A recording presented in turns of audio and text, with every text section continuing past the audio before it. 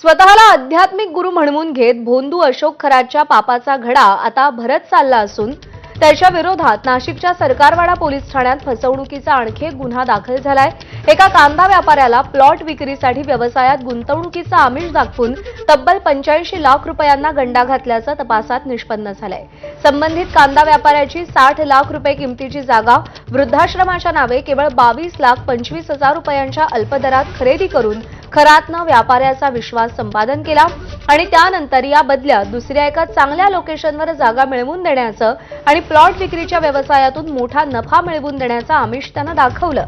या आमिषाला बळी पडून संबंधित व्यापाऱ्यानं खरातला वेळोवेळी एकूण मिळून 85 लाख रुपये दिले। तसंच पैसे आणि जागेसाठी तगादा लावू नकोस अन्यथा तुझ्यावर देवाचा कोप होईल असा शाप देत कांदा व्यापाऱ्याची फसवणूक केल्याचं उघड झालंय। भोंदू खरात विरोधात आतापर्यंत 12 गुन्हे दाखल आहेत। 12 पैकी 8 लैंगिक शोषणाचे तर 4 गुन्हे आर्थिक फसवणुकीचे।